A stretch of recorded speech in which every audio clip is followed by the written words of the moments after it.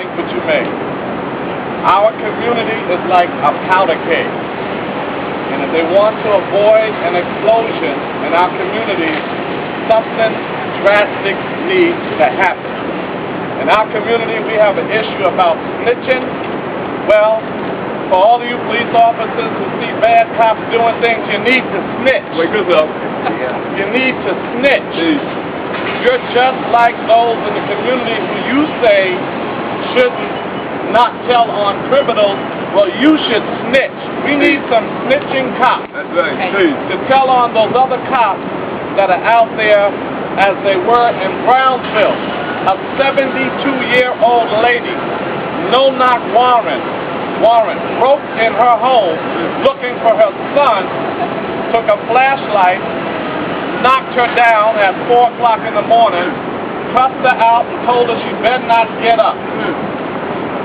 When we see that kind of events happening and some questions about the young man that was recently killed by police, they said he had a knife and came after them. Listen to that one. This young man invited the police in. They said he was involved in some bad check. He said, let's talk about it. They came in, spoke to him. He knew there was a possibility. His family told him that he might have to go down to the precinct. A police officer on the force for 22 years decided, and an expert in hostage negotiating, but even a hostage himself, this is a young police officer who brought in a suspect in the precinct, and he forgot to search the suspect properly, and the suspect who was white had a gun in the precinct, pulled out the gun, held the cop hostage. They talked him out of the gun. Wow. Now how could you talk him out of a gun in a precinct, but we got a candy bar, we get shot. We have a wallet, we get shot.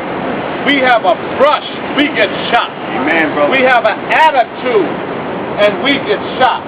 We have a grandmother, and you can't talk to her, you beat her down. Barack Obama needs to know, as we presented to him when he came to town, police misconduct should be on the national agenda in this nation. Amen. Amen. It should be a presidential issue. Police terror in New York City, special prosecutor, the police need to live in the city. You love us so much, come live with us. Amen. Live in the city that you work in. We have to send a signal through the governor, through the mayor, and this is not on behalf of the coalition, but I think Commissioner Kelly must go. He has shown that he is not going to set the proper tone in this town, and I know the mayor's not going to remove him, but he should never be considered to be a commissioner in this town ever again. Ever again. Forget mayor. So I just want to say that the time is critical. I join Rosie Mendez, my colleague, in this effort, but we're living in a critical time.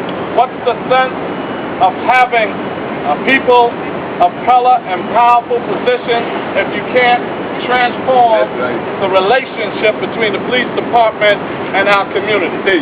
The police will not do.